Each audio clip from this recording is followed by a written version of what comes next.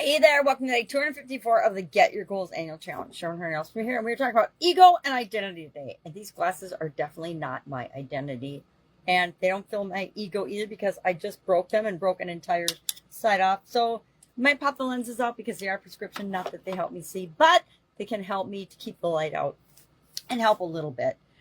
Today we're talking about, of course, as part of this year's annual challenge, ego.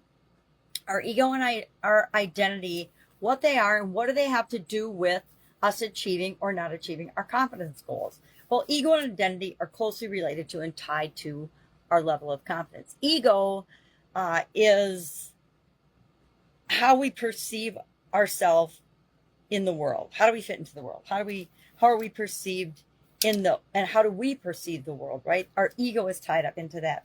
Our identity, on the other hand, is how we perceive ourselves. So ego, how do we perceive the world and how do we fit into it? Identity, again, how do we perceive ourselves?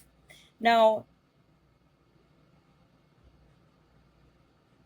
we need to have actually a healthy balance between the two. Ego is a form of confidence in what we stand up to, and our identity is who we are really, right? To me, my identity is all of the components of my beliefs, my thoughts, my feelings, my past experiences culminating together, and how they show up in the world. That's who I am. That's my identity. My ego is how I view my identity. How do I think about that? And how does that interact with the rest of the world? Now, our ego, some people, and we all know, and sometimes we're more egotistical than others, but sometimes our ego always shows up to make us feel good and right and strong, right?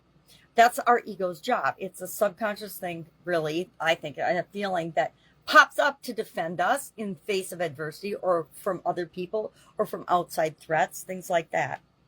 But we want to have a balance between the two in order to achieve our confidence goals. There's a write-up for this in Guide 17, of course, in the Get Up and Go private challenge Facebook group. You can go there and read that. It's pretty short and it talks about these things. But I got to thinking about ego and identity, and I honestly give very little conscious thought, and I think it's an area that I need to do more of.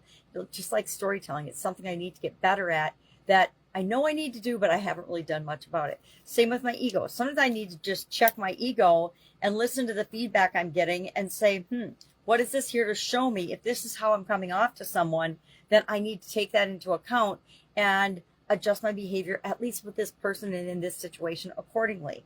And then how am I identifying myself? So what we're going to do today, and I'm doing this too because I think it's a really interesting exercise, is as we go about our day, as I go about my day to day, I'm going to notice when my ego pops up and what my identity is throughout the day. So am I playing? What roles am I playing? How am I showing up? How is that inherently consistent with my experiences, my past, my present, my beliefs, my thoughts, my core values, etc.?